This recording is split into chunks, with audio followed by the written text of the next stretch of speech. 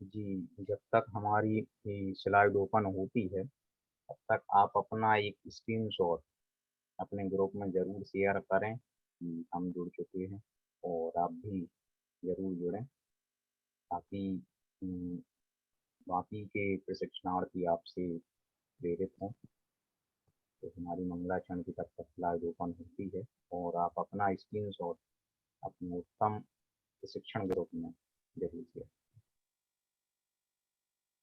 Sorry Neeraj ji, मुझे आपकी आवाज ठीक से नहीं आ रही है। अब आ रही है? हाँ जी।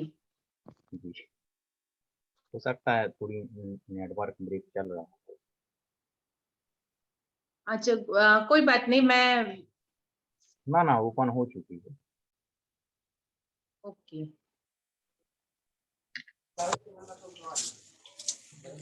जी, राजुल जैन भेल सिंह आज के मंगलाचरण का वाचन करेंगे और सभी से अनुरोध है कि एक प्रार्थना की मुद्रा में धारण करें आप।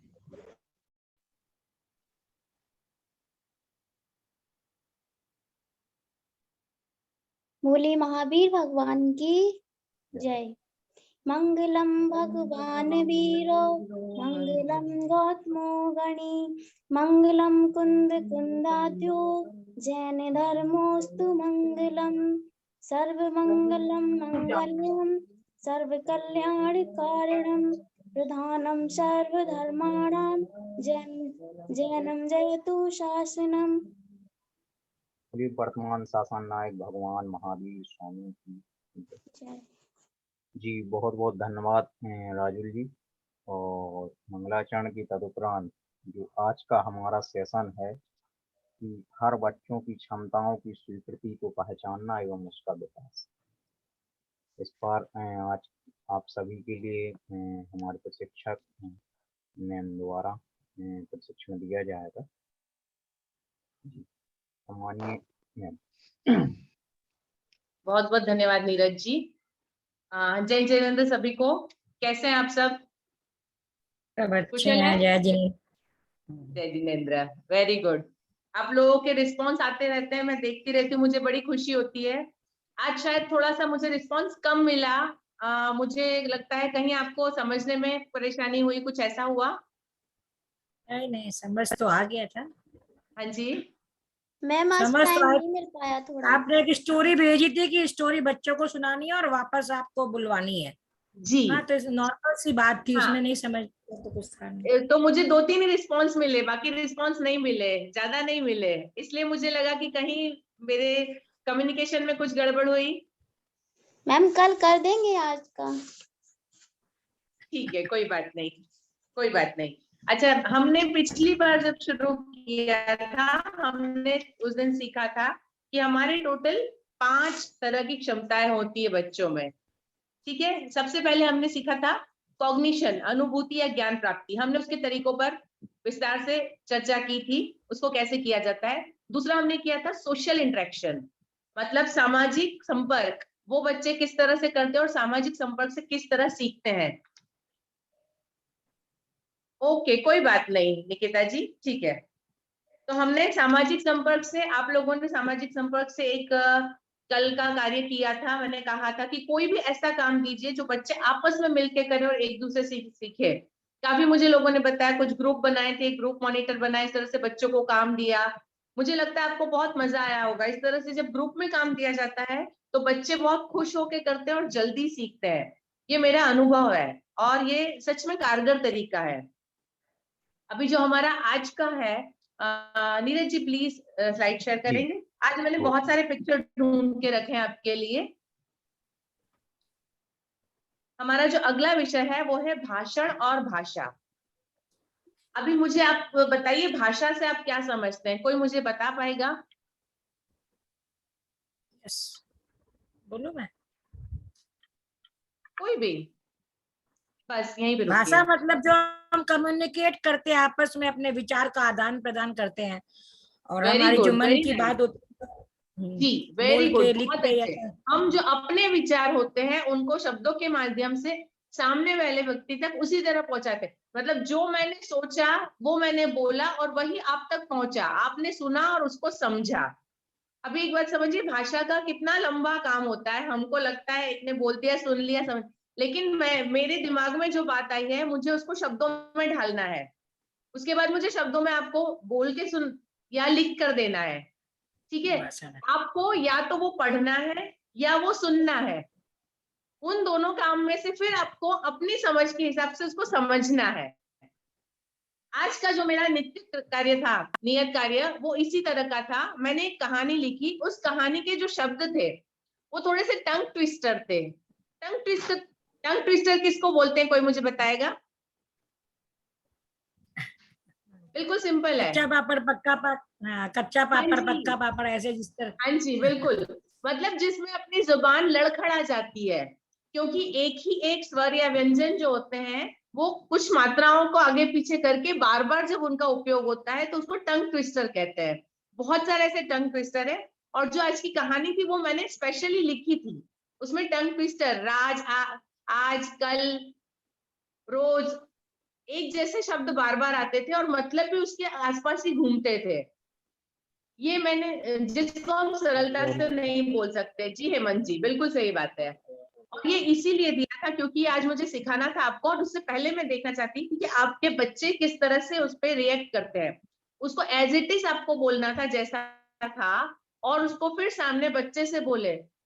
होता क्या है हमारे बच्चों में, आपने देखा होगा जो बच्चे छोटे होते हैं, जैसे हमने पिछली बार भी बात की थी कि बच्चा पहले सुनता है। हम स्कूल जाने से पहले बच्चा भाषा बोलना सीख जाता है।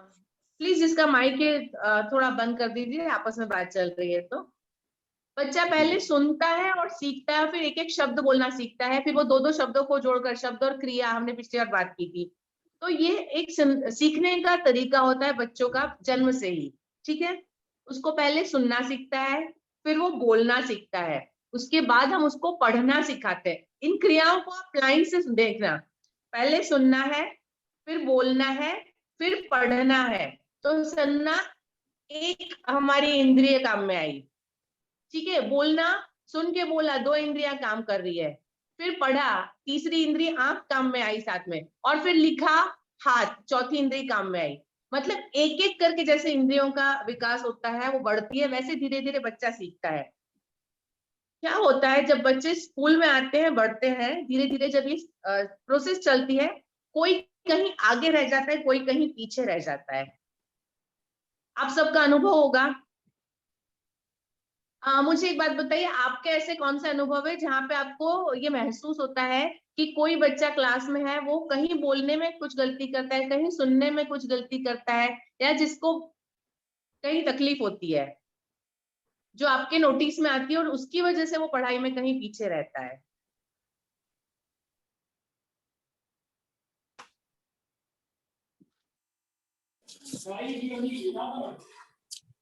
हाँ मैडम, जय जिनेन्द्र। जय जिनेन्द्र। हाँ, कुछ बच्चे ऐसे रहते हैं कि वो आते तो डेली और बैठे रहते हैं और कुछ करने की हिम्मत नहीं पड़ती उनकी। ना वो बता पाते हैं कि हमारे अंदर क्या कमी है, ना हम लोग पूछ पाते। हम लोग ये समझते हैं कि चलो जो लिख रहा होगा, बैठा है, लिख लेगा। लेकिन जब बाद में उससे चर्चा करते हैं, जब देखते हैं क्यों भाई तुमने कुछ लिखा ही नहीं, तुम ऐसे ही बैठे रहे कॉपी को हाथ में लिए, तो वो बताता है कि सर हम पे तो पढ़ते ही नहीं बन रहा। और कुछ बोलते हैं कि जैसे हमने पढ़ तो लिया है, फिर हम उन शब्दों को बोल नहीं पाते, वो मिला के पढ़ नहीं पाते। जैसे एक एक अक्षर तो पढ़ लेते हैं कि जैसे भारत लिखा है तो बोले भा, फिर रा और ता, ऐसा तो बोलते हैं, इकट्ठा नहीं बोल पाते। होता है। जी हाँ, बिल्कुल सही है। ये परेशानी बहुत बच्चों के साथ होती है। और किसी को कोई ऐसी परेशानी जो देखने में आई हो बच्चों के साथ? जी मैम, जय जिनेन्द्र। मैम ऐसा लगता है कि ना बच्चों को ना अपने अपने थ्रू भी अपने मतलब कनेक्ट करना चाहिए। जैसे कि मेरे साथ अभी 7th क्लास में थे, तो ऐसा हुआ कि मैं सबको पढ़ा रही थी। मैं मतलब न्यू थी, मतलब पहले स्कूल से दूसरे स्कूल में ज्वाइन किया था मैंने। तो ऐसा था कि मैं उसके बाद मतलब बैठी, तो मैंने सबको पढ़ाया, सबको समझ आया, एक को समझ नहीं आया। मैंने उससे बोला कि आपको किताब पढ़ते नहीं आती? बोलता किताब पढ़ते आते हैं। मैंने कहा लिखना नहीं आता? तो बोलता लिखने भी आता है। तो मैंने कहा परेशानी क्या है? तो बोलते याद करने में परेशानी जाती है। तो फिर मैंने मैम उससे बोला कि आप याद कैसे करते हो, तो बोलते मैं तो पढ़ते जाता याद हो जाए तो कर लेता, नहीं याद होता तो नहीं करता। फिर मैंने उससे बोला कि तुम याद समझो उसे। तो फिर मैंने उसको ना पर्सनली 5 या 10 मिनट खुद उसको मतलब जैसे कि उसकी मतलब हिंदी का रहता है कि हिंदी को जी। समझाना पड़ता है। हिंदी के वाक्य ना जो शब्द भी रहते हैं बहुत टफ रहते हैं, क्योंकि जैसे कुछ भी लिखा हो तो उसका मीन्स कुछ और निकलता है। तो मैंने उसे समझाया और मैंने उसको बोला कि पर डे तुम 1 या 2 क्वेश्चन याद करके आया करो। आज मैम उसकी कंडीशन ये है कि उसको मतलब बाकी बच्चों से कंपैरिजन तो नहीं कर सकते, लेकिन ऐसा जी। है कि हाँ उससे बोल सकते हैं कि हाँ अब तुम पढ़ने लगे हो। पढ़ने तो मैम लगा है। हाँ मैम, तो ऐसा जी। लगा कि हाँ हो सकता है। हाँ, मैं जो बता रही हूँ ना, ये यहीं पे तकलीफ होती है। वो अक्षर को देख लेते हैं, पहचान भी लेते हैं, लेकिन उस अक्षर के साथ फिर उनका जो पूर्व ज्ञान है उसको मिलाना और उस पूरे वाक्य को समझना, ये उनके लिए परेशानी का विषय होता है। हाँ जी, कोई और अपना अनुभव बताना चाहेगा? कुछ बच्चे क्या होते झिझकते भी है, उनको आता भी है लेकिन सबके संग कन्वर्सेशन कर नहीं पाते, मतलब उनके जी। अंदर में झिझक बोल सकते हैं, शर्माते हैं आप अंदर से। तो वो भी जी। कम्युनिकेट में थोड़ा सा प्रॉब्लम आता है, उनको बोलना पड़ता है कि तुम बोलो, तब वो कभी कभी बोल पाते, लेकिन अपने से जैसे आप बोले कि भाई आप बोलो तो नहीं बोलते, मतलब उनको उत्साहना पड़ता है कि बेटे आप बोलो। हाँ जी, कॉन्फिडेंस नहीं होता है उनमें बोलने के लिए। हाँ हाँ झिझक, यस। हाँ जी, किसी और को कोई ऐसी परेशानी जो बच्चे? कुछ बच्चे मैम ऐसे होते हैं, हाँ हेलो, जी। हाँ, हाँ जी दिलीप जी। कुछ बच्चे ऐसे होते हैं कि वो अपने आप को एकाग्रचित्त नहीं कर पाते, वो कुछ चीजें उनको बाहर की डिस्ट्रैक्ट करती हैं, कि जिस वजह से भी वो अपना ध्यान बाहर नहीं रख पाते और पढ़ नहीं पाते। जी, अभी हमको यही देखना है कि इनको परेशानी कहाँ होती है। अभी आज का ये जो हमारा है स्पीच एंड लैंग्वेज, भाषण और भाषा। Neeraj ji please next slide करिए। अभी भाषा तो हम सब ने समझ ली कि जो हमारे बात है, हमारे विचार है, उनको दूसरों को शब्दों में बताने का माध्यम है। लेकिन जो भाषण है, भाषण मतलब ये संचार की प्रणाली है।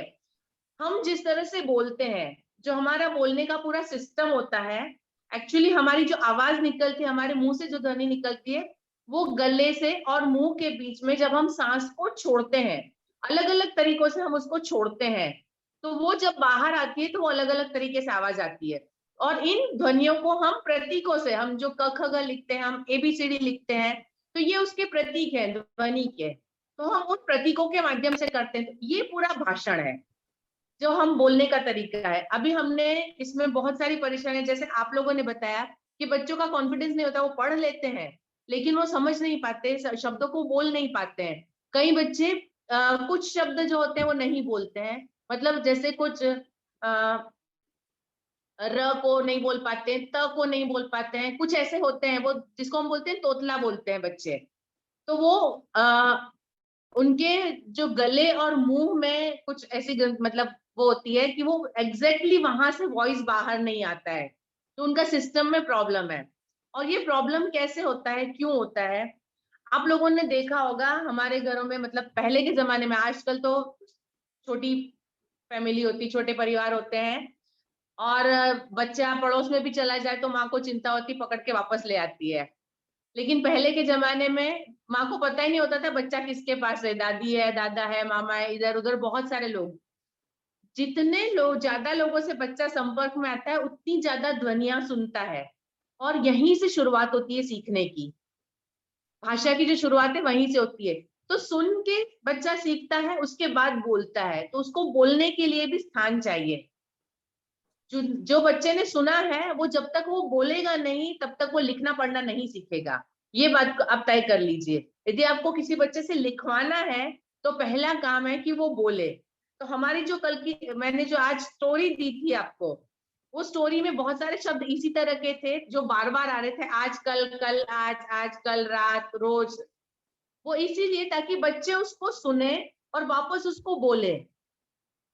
जब ये काम अच्छे से करेंगे उसके बाद बच्चे पढ़ना सीखेंगे, और उसके बाद बच्चे लिखना सीखेंगे, तो ये भाषा का विकास होगा। अभी इस पूरे सिस्टम में यदि कहीं पे प्रॉब्लम आती है तो वो बच्चा बोलने में या लिखने में परेशानी महसूस करेगा। Am I clear? Yes sir, yes ma'am. भाषा और भाषण का डिफरेंस, स्पीच और लैंग्वेज का डिफरेंस समझ में आ गया। लैंग्वेज जो एक पूरा साइंस है, पूरे नियमों से बना हुआ है कि हमको पता है हिंदी में कर्ता, कर्म, क्रिया आते हैं, इंग्लिश में भी हम नाउन, वर्ब, ये सब लाइन से बोलता है, सेंटेंस ऐसे बनता है। ये पूरी भाषा है। और भाषण जो हमारा बोलने का तरीका है, ठीक है। जब तक बच्चे में ये ठीक नहीं होगा तब तक हमको थोड़ी सी परेशानी होगी। अभी इसको कैसे सुधारा जा सकता है?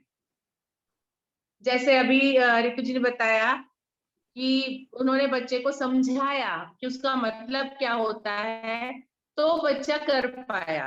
अभी आप ऐसे कौन कौन से उपाय करते हैं अपनी कक्षा में, यदि बच्चा बोल नहीं पाता है या पढ़ नहीं पाता है, तो आप उसके लिए क्या करते हैं? तो खेल खेल में सिखाने का ट्राई करते हैं, उनको ऐसा कुछ करते, मोटिवेट करते हैं कि भाई बच्चा बोले। जी, बहुत अच्छा तरीका है। और प्लीज मैं चाहती हूँ आप सभी लोग इसमें भागीदारी लें, क्योंकि जब तक आप मुझे नहीं बताएंगे तब तक मैं आपको उसके सॉल्यूशन नहीं बता पाऊंगी। मेरे पास तो बहुत सारी लंबी लिस्ट है बताने की तरीके, मैं बताऊंगी, लेकिन जब तक आपके प्रॉब्लम में नहीं सुनूंगी मैं आपको हेल्प नहीं कर पाऊंगी। हाँ मैम, मैं तो ये करता हूँ कि जो बच्चा शुद्ध पढ़ लेता है जी, उससे मैं पढ़वाने की कोशिश करता हूँ, और दूसरे वाले से कहता हूँ कि उंगली रख रख के अक्षर को पहचानो हाँ और जी, समझो। ये बहुत अच्छा तरीका है, क्योंकि हाँ जब सुना जाता है और उस पर नजर जाती है, आंख जाती है, दो चीजें जब साथ में होती है तब बच्चा पढ़ना अच्छे से सीखेगा। ये बेस्ट वे है बच्चों को पढ़ना सिखाने का। Very good. और मैम जब तक ना बोलो। हाँ जी,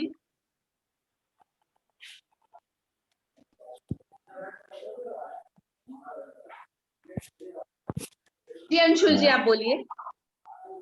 हाँ मैम, मैं अपनी कक्षा में पहले मैं स्वयं पाठ को पढ़ता हूँ और बच्चों से कहता हूँ कि आपको बुक में ध्यान से देखना, जहाँ मैं पढ़ रहा हूँ वहीं आपसे फिर बाद में पढ़वाएंगे। इससे उनका तो ध्यान केंद्रित रहता है शब्दों पर, और वेरी कभी गुड, बीच बीच में 2 लाइन पढ़ी और किसी को उठाया उससे पढ़वाया तो उसका ध्यान केंद्रित रहता है, वो सीखते बहुत जाते हैं। अच्छा, बीच वेरी बीच में गुड। से भी बच्चों को, बीच बीच से भी बच्चों को उठा के हम लोग बोलते हैं कि पढ़ो, जिससे जी मालूम चलता है कि उनकी फिंगर वहां पे है कि नहीं, मतलब वो ध्यान जी, रख रहे हैं कि नहीं। हाँ जी, वेरी गुड। मैम मैं ऐसा करता हूँ कि सबसे पहले हाँ जी, बच्चों को सेल्फ रीडिंग के लिए बोलता हूँ, और उसको बोलता हूँ कि जो भी आपको टफ वर्ड्स लग रहे हैं, कठिन शब्द लग रहे हैं, उसको आपको अंडरलाइन करना है। हाँ और जी, अंडरलाइन करने के बाद फिर उनको बोलता हूँ कि आपका जो साथी बैठा हुआ है उससे आप पूछिए, हो सकता है कि वो आपकी प्रॉब्लम सॉल्व कर देगा। उसके बाद फिर मैं सही उनको, बात है। हाँ, उसके बाद ऐसे कुछ शब्द होते हैं जो पढ़ने में नहीं आते हैं, तो फिर मैं उनको बताता हूँ। जी, जी। वेरी गुड, ये भी तरीका बहुत सही है। और कोई और भी बोल रहा था, मैं शायद नाम नहीं देख पाई उनका। जैसे अंग्रेजी में, इंग्लिश में यदि है, इंग्लिश में कोशिश करता हूँ कि बच्चे हाँ आजकल मोबाइल का यूज ज्यादा करते हैं, तो उनको मैं बोलता हूँ जी, कि आप अपने मोबाइल में डिक्शनरी आपको डाउनलोड करके रखना ही है, कंपलसरी है। तो जो भी टफ वर्ड्स होते हैं उनको आपको उसका मीनिंग और प्रोनाउंसिएशन आपको मोबाइल में देखना है, जी, गूगल ट्रांसलेट उस पर देखना है, वो उससे आपको सीखना है। उससे क्या होता है कि बच्चे का मोबाइल जो टाइम होता है वो सही समय सही वे में जाता है, स्क्रीन टाइम। सही बात है। इसमें एक और चीज होती है, मोबाइल के अंदर वो साइड में स्पीकर होता है, बच्चे यदि उसको करे तो उसका उच्चारण सुन भी सकते हैं। हाँ, उसका सही प्रोनाउंसिएशन। उच्चारण क्या होता है वो सुनाई भी देता है उसके साथ में हाँ गूगल हाँ, में। जी जी बिल्कुल, ठीक जी, है। That is very good.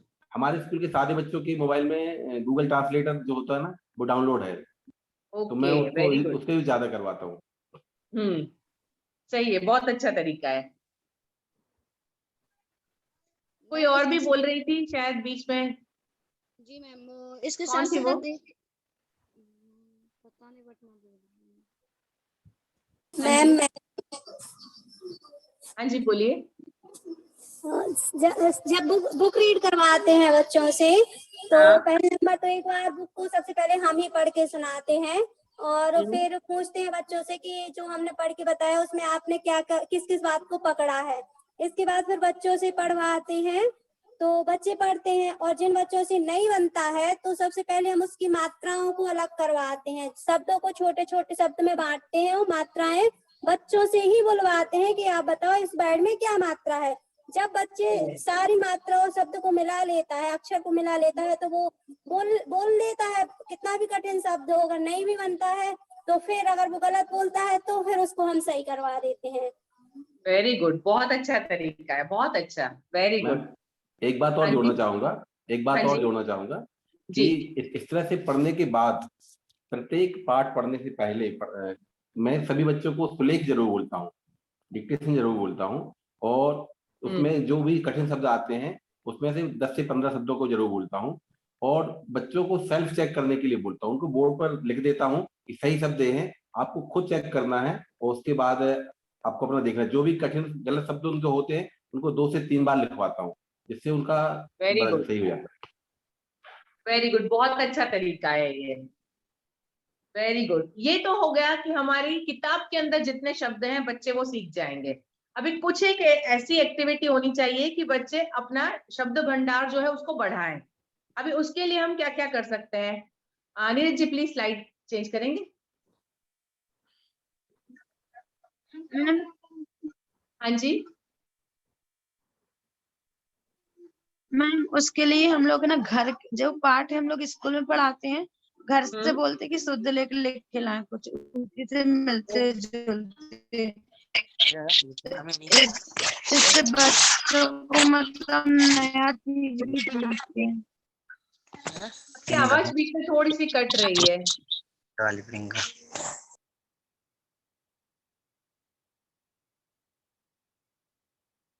जी देखिए, इसमें एक है तरीका कहानी सुनाना या किताबें पढ़ना। ये दो चीज जो होती है वो बच्चों के लिए बहुत बहुत इंटरेस्टिंग है। आपको जिस बच्चे के साथ ऐसा लगता है कि उसको पढ़ने में तकलीफ है, वो पढ़ने से में परेशानी है, मैं बताऊं, थोड़ा सा साइकोलॉजिकल यूज करना चाहिए उनका। कोई कहानी की किताब लीजिए जिसमें कार्टून वगैरह चित्र कुछ बने हो, उसको आधा पढ़िए। जैसे टीवी सीरियल वाले करते हैं ना, जासूसी कहानियां जो होती है, किसी एक एंड मौके पे आके वो रुक जाती है और अगले हफ्ते। बस आपको वही करना है, उस बच्चे की जिज्ञासा उसमें जगा दीजिए। उसको ये होना चाहिए कि आगे क्या आएगा, मैम पढ़ के सुनाए, उसके बाद किताब उसको पकड़ा दीजिए कि अभी इसके बाद क्या हुआ वो आपको पढ़ना है। विश्वास करिए, ये साइकोलॉजी बहुत काम करती है। वो बच्चा, क्योंकि उसको उस कहानी में आगे क्या हुआ जानना है, वो पढ़ने की कोशिश जरूर करेगा। उसके बाद उसको छोड़ मत दीजिए, उसकी परिस्थिति के अनुसार उसको सहायता की जरूरत पड़ेगी।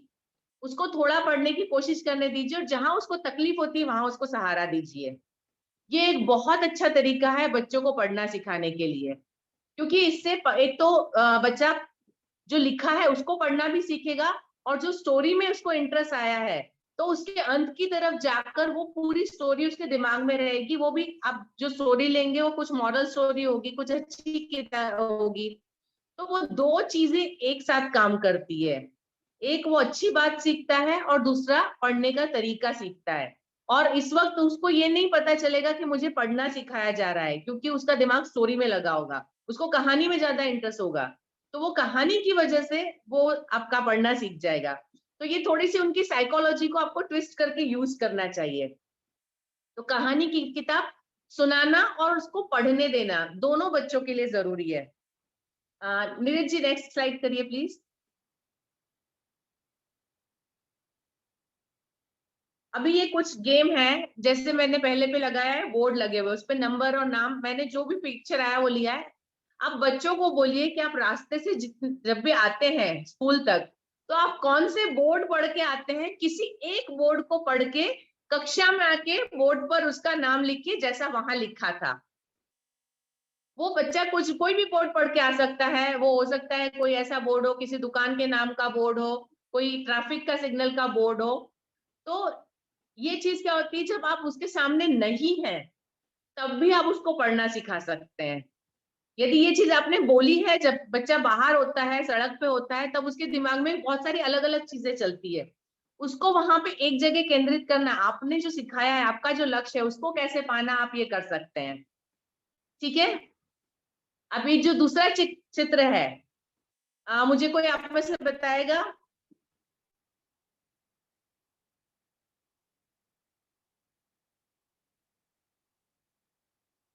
राइमिंग्स वर्ड है, वैन, बैड, सन। हाँ जी, लेकिन ये तरीका क्या है, कैसे यूजफुल है?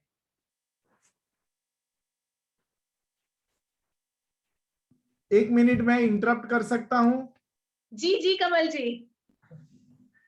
ऐसा है कि इतना इंटरेस्टिंग सब बातें चल रही है, हाँ और जी। ये जो मैडम ने जो एग्जाम्पल दिया, बोर्ड पढ़ना और उसको क्लासरूम में लिखवाना, तो मुझे भी मेरे बचपन का एक मतलब ये घटना याद आ गई। मुझे याद है हम सब जो फैमिली में मतलब सिस्टर हैं, कजिन्स हैं, हम बहुत छोटे थे और साथ में रहते थे वैकेशन में। तो हम कहीं पर बैठे हैं तो आसपास में जितनी भी चीजें हैं, हम जब ट्रेन में ट्रैवल करते थे या बस में ट्रैवल करते थे तो हम ये गेम खेलते थे कि उसमें मैं एक शब्द पकड़ता था, फॉर एग्जाम्पल कि पिन कोड कहाँ लिखा है। तो फिर बाकी के साथियों को, बाकी के जो हमारे कजिन थे वो ढूंढते थे कि पिन कोड शब्द कहाँ लिखा हुआ है, और हम इधर उधर देख लेते थे, फिर उस तरफ नहीं देखते थे जहां पर वो लिखा हुआ रहता था, और फिर सब लोग ढूंढते थे, फिर वो बताते थे कि हाँ ये मुझे मिल गया, यहाँ पर पिन कोड लिखा है, या यहाँ पर जामनगर लिखा है, या यहाँ पर कपड़े लिखा है। तो मुझे ये जब आपने बताया तो मुझे इतना एक्साइटिंग लग रहा है, लेकिन उस वक्त ये पता नहीं था कि ये हमें हेल्प कर रहा है। सही अब बात है। क्योंकि आज आपने ये बात बताई तो समझ में आ रहा है कि हाँ ऐसी चीजों से ही तो हमारा डेवलपमेंट हुआ होगा। तो ये सही बात है। बहुत मतलब ये जो प्रैक्टिकल टिप्स है ना, मैं तो चाहूंगा कि सभी लोग, मीनाक्षी मैडम तो ये शेयर कर रही है, लेकिन सब साथी ऐसे प्रैक्टिकल तरीके ढूंढ ढूंढ कर लेकर आए और हम सब साथ में यहाँ शेयर करें। अगर ये वेबिनार में भी छूट जाता है ना तो ग्रुप में भी डालें, तो सही बात बहुत है। इससे हमें फायदा होगा। ये प्रैक्टिकल तरीके हैं जो क्लासरूम को एकदम जीवंत बना देंगे। जी कमल जी, बिल्कुल सही बात है। धन्यवाद, कमल सॉरी जी। मैंने इंटरप्ट नहीं किया। नहीं, thank you very much, thank you very much. हम भी ये खेल खेलते थे। दिलीप जी बता रहे वो भी ये खेल खेला करते थे। हम भी खेलते थे। यस बिंदु जी, प्रीति जी, वेरी गुड। हम सब खेले हैं, लेकिन हमने कभी सोचा नहीं कि हम कैसे खेलते थे, क्यों खेलते थे, उसका फायदा क्या है। सही है मैम। मैं तो हाँ बच्चों जी। को मैं तो बच्चों को खेलने के लिए बोलता भी हूँ। मैं अपनी गुड, सही क्लास में भी बात है। अप्लाई करवाता हूँ। Very good. हमारे हमारे जो पढ़ने का जो तरीका था ना, वो हाँ जी। उसको मैं कोशिश करता हूँ कि वही तरीके खेल के या पढ़ने के तरीके बच्चों को अप्लाई करवाऊँ। जी बिल्कुल सही बात है, बहुत अच्छा तरीका है ये। मैम एक चीज और शेयर करना अच्छा चाहूंगा। अभी तो, हाँ जी हाँ जी। जैसे जनरली क्या होता है कि हमारे स्कूल में हमारे जो विषय होता है, हिंदी विषय में बच्चे कमजोर होते हैं। अंग्रेजी माध्यम के जितने स्कूल होते हैं उनमें हिंदी में बच्चे कमजोर होते हैं। अभिभावकों की शिकायत होती है मोस्टली। तो मैंने कोशिश की है कि मैं क्या करवाता हूँ, बच्चों को उनके परिवार के रिलेशन में जितने नाम होते हैं ज्यादा से ज्यादा नाम लिखवाने की कोशिश करता हूँ कि वो आप लिख करके लाइए। उनके आसपास के गाँव के नाम लिखवाता हूँ, उनके हाँ रिलेटिव जहाँ रहते हैं उनके शहरों के गाँव के नाम लिखवाता हूँ। तो उससे क्या होता है कि बच्चे अपने आप से हिंदी में वो बच्चे बराबर में आ जाते हैं। इसके पीछे दो वजह काम करती है दिलीप जी।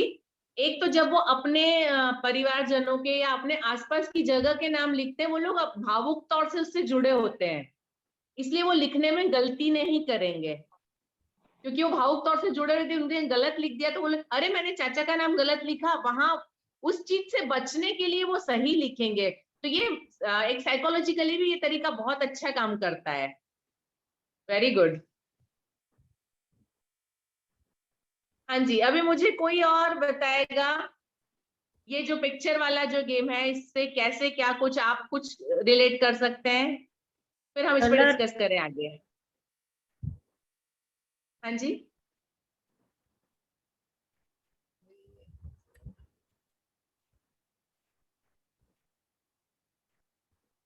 प्लीज कलर सभी को सिखाना, सब, हाँ जी बोलिए। कलर बताना चाह रहे हैं क्या हम लोग किस बच्चों को? नहीं कलर नहीं बता रहे हैं। It is not colour. हाँ ठीक है, मैं बताती हूँ। इसमें क्या होता है, मैंने जैसे बताया था, हमारे दिमाग के अंदर चित्रों को पहचानने का जो हिस्सा होता है वो अलग होता है, और शब्दों को पहचानने वाला हिस्सा अलग होता है। ठीक है, जो छोटे बच्चे होते हैं, आप नर्सरी की किताबें देखेंगे, उस पूरे पेज में एक बड़ा सा पिक्चर होता है और नीचे छोटा सा लेटर लिखा होता है। लेकिन जब जूनियर केजी में जाते हैं वो आधा आधा हो जाता है, सीनियर केजी में पिक्चर छोटे होते हैं और वर्ड बड़े हो जाते हैं। ये एक साइकोलॉजिकल तरीका है, हम बच्चों को क्यों इस तरह से सिखाते हैं, क्योंकि बच्चे चित्र पहले पहचानते हैं, उसको पहले उसका नाम सीख लेते हैं और उसके बाद उसके अक्षरों को सीखते हैं। तो ये जो हमने तरीका बताया है, चित्र जो है उसको आप लगा दीजिए और इसमें पिन के ऊपर शब्द लगाएं। आप पूरा शब्द एक साथ भी लिख सकते हैं, उस पूरे शब्द को एक साथ लिखे, बहुत सारे शब्द के कार्ड बना के बच्चे को हाथ में दे दीजिए और सामने चित्र रख दीजिए। बच्चे को बोलिए चित्र को पहचानो, वो चित्र लिखा हुआ कहाँ है उस शब्द को ढूंढो और उन दोनों को मिलाओ, उस चित्र के पास में वो कार्ड रखो। ये एक तरीका बहुत अच्छा है, वो बच्चा अपने दिमाग के अंदर, जैसे बच्चों के दिमाग में क्या होता है, इस तरफ सारे चित्र होते हैं, इस तरफ सारे शब्द होते हैं, उनको मैच करना होता है। आप देखना बहुत सारी छोटी छोटी चीजों में बच्चे गलतियां करते हैं, किसी एक चीज को दूसरी चीज के नाम से बुलाते हैं। मैं एक छोटा सा उदाहरण दूंगी। मेरा बेटा जब वो 4 साल का था, उसके लिए नया स्वेटर लेकर आए, उसको नया स्वेटर पहना है, तो नया स्वेटर क्या होता है, चुभता है, थोड़ा सा नया ऊन होता है, कहीं पे चुभता है। तो वो तुरंत क्या बोला, ये मुझे तीखा लग रहा है। तीखा स्वाद होता है, एहसास नहीं, लेकिन उसको ये एसोसिएट उसने किया कि जो चीज परेशान करती है, मतलब वो स्वाद जो तीखा है वो पसंद नहीं आता है, वैसे ही ये जो एहसास है वो तीखा है, पसंद नहीं आया। तो ये बच्चों का एक सीखने का तरीका होता है, वो जहाँ पे जो योग्य लगता है उसको लगा देते हैं। ठीक है, तो हम यहाँ पे उनको हेल्प कर सकते हैं कि चित्रों से शब्दों को कैसे मिलाएं। तो इस तरह से बच्चे खेल खेल में जो उनका चित्र जो है वो उनका प्री नॉलेज है ना, उनके ऑलरेडी दिमाग में है वो चीजें, लेकिन शब्द उनके लिए नया है। तो नई और पुरानी चीजों को मिलाना उनको सिखाना है। तो ये जो बच्चे पढ़ने में परेशानी महसूस करते हैं, ये उनके लिए बहुत कारगर उपाय है। ठीक है, प्लीज आप यदि आपको लगता है कि कहीं बच्चे ऐसे हैं जहाँ पे आप इस खेल से हेल्प कर सकते हैं, विश्वास मानिए बच्चे बहुत एंजॉय करते हैं इस खेल को। वो एक बार नहीं, बार बार खेलना पसंद करेंगे। हम जो बच्चों को ताश वगैरह खेलना सिखाते हैं, कार्ड गेम्स होते हैं बच्चों के, वो भी यही काम करते हैं। Neeraj ji please next slide. कुछ बोल रहे थे आप बिंदु जी? नहीं। ये देखिए, ये मैंने और 2-3 कुछ तरीके ढूंढे हैं। पहले मैं एक ही एट के साथ में बनने वाले अलग अलग शब्दों को आप इस तरह से मात्राएं अलग अलग लगाकर उसके आगे शब्द लिख दीजिए, और फिर एक ही मात्रा से बनने वाले अलग शब्द हिंदी में भी बना सकते हैं, इंग्लिश में स्पेलिंग, जैसे इसमें चैट, हैट, वैट, सेट, सारे शब्द बन सकते हैं। तो आप इस तरह से, इसमें करने में कुछ नहीं है, सिर्फ 2 आपको स्ट्रिप्स लेनी है और एक पे कट करना है और उस पे लिखना है।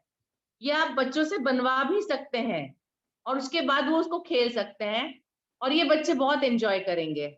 सेम वैसा ही यहाँ पे राइट हैंड साइड पे ग्लास के अंदर भी कर सकते हैं। 2 ग्लास लेके, एक ग्लास में अंदर बहुत सारे ऐसे वर्ड, जैसे इसमें CHBH लिखे हैं, वैसे यहाँ पे पिक, टिक, सिक, है ना, इस तरह से बन सकता है। तो ये भी एक गेम है जो आप क्लास में बच्चों को खिला सकते हैं और उनका शब्द ज्ञान बढ़ा सकते हैं। तो ये इस तरह से बच्चे अपनी भाषा पर नियंत्रण पा लेते हैं। और ये सिर्फ भाषा में नहीं, गणित में भी हम कर सकते हैं, उनको जोड़ घटाव के लिए 0 से 9 टोटल 10 हमारे पास नंबर होते हैं।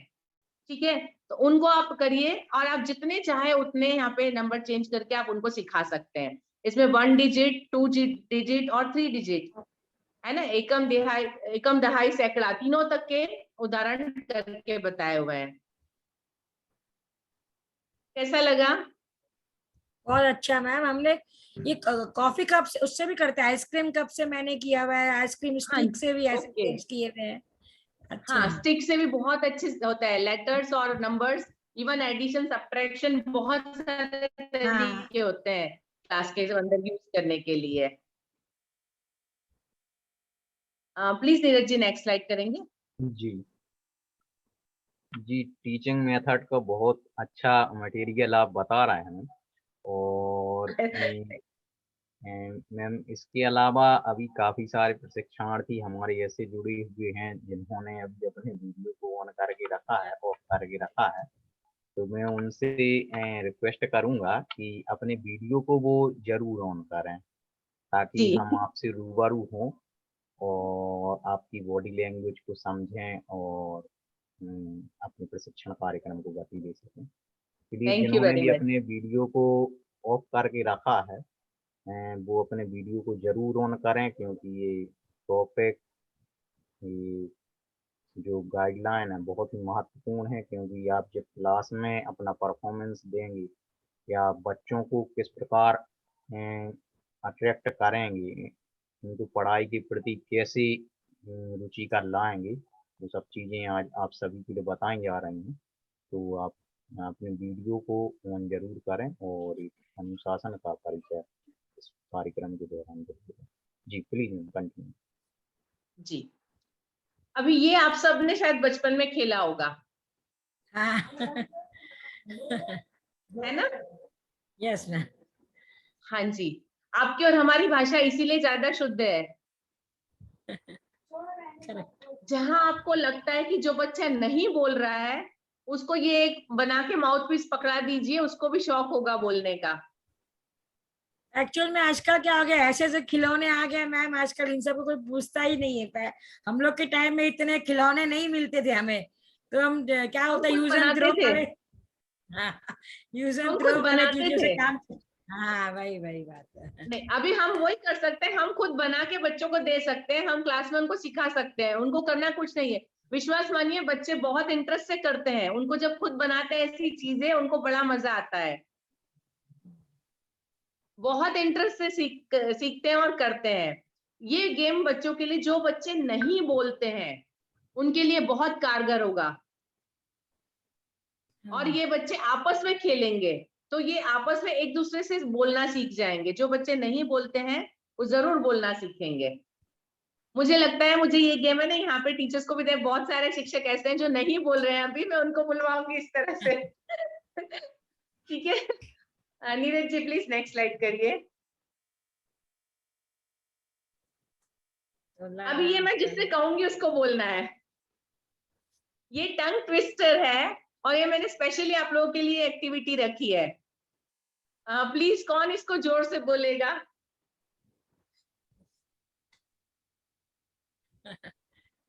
प्लीज कोई भी कोशिश करिए।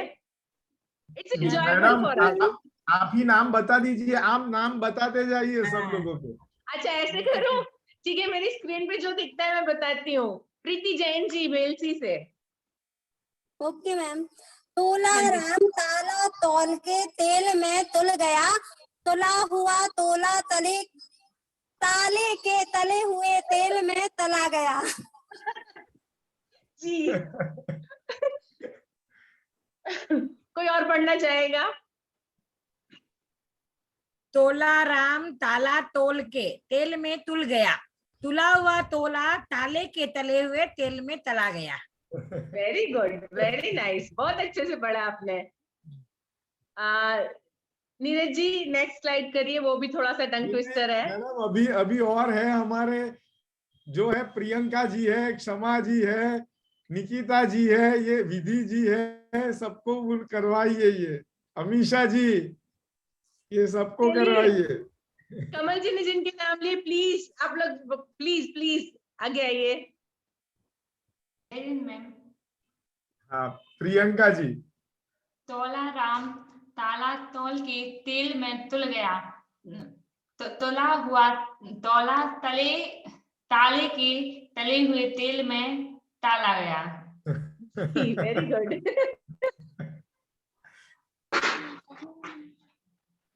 चलिए आगे, और विधि जी, निकिता जी। जी मैम।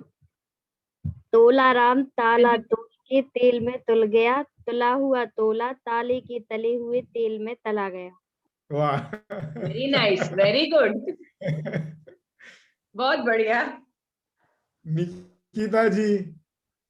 तोला राम ताला तौल के तेल में तुल गया, तुला हुआ तौला ताले के तले हुए तेल में तला गया। वेरी गुड, वाह। Very good. आप ये काम करिएगा। चलिए कल का नियत कार्य हम यही कर लेते हैं, आप बच्चों से ही बुलवाइएगा। जिस तरह से हम अभी एंजॉय कर रहे हैं ना, आपके बच्चे भी एंजॉय करेंगे। ठीक है, तो कल का ही हमारा नियत कार्य तय रहा। ठीक है, ओके। एक और टंग ट्विस्टर है, Neeraj ji please slide madam change करेंगे। आशिका जी कुछ कहना चाहती है। आशिका जैन जी, उनका हैंड रेज हुआ है। आशिका जी, आशिका जी बोलिए।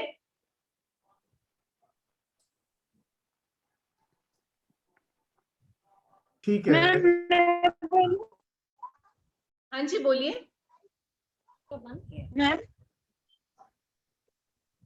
तोला राम ताला तोल के तेल में तुल गया, तुला हुआ तोला ताले के तेल हुए तेल में तला गया। वेरी नाइस, वेरी नाइस, बहुत बढ़िया। तोल के तेल में, कोई और भी बोलना चाहता है? तोला राम ताला तोल के तेल में तुल गया, तोला हुआ तोला तले हुए तेल में। तोला राम ताला तोल के तेल में तुल गया, तुला हुआ तोला ताले के तले हुए तेल में तला गया। वेरी गुड, बहुत अच्छे। चलिए बहुत बढ़िया। Neeraj ji please next slide करिए।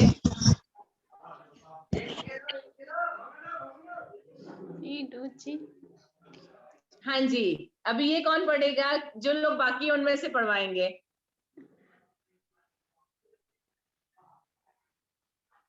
क्या है? पीठ ऊंची ऊंट की ऊंची से होती ही है मेरी बोलूंगा। पीठ ऊंची ऊंची ऊंचाई से होती ही है पीठ ऊंची ऊंट की। जी, वेरी नाइस, वेरी गुड। हाँ जैसे अभी आप सबने इसको मजे लिए, मुझे उम्मीद है आपके बच्चे भी लेंगे। मैं ऐसे थोड़े से और टंग ट्विस्टर आपको ढूंढ कर लाकर दूंगी। या तो आप नेट पर सर्च करेंगे हिंदी में टंग ट्विस्टर, तो आपको काफी सारे मिल जाएंगे। ठीक है, मेरी जो स्टोरी थी आज की वो भी इसी तरह से टंग ट्विस्टर थी, तो वो भी बच्चों को सुनने में बोलने में मजा आता है। ठीक है, चलिए हम आगे बढ़ते हैं, मेरे पास अभी और भी बहुत कुछ है देने के लिए। Neeraj ji please next slide करेंगे।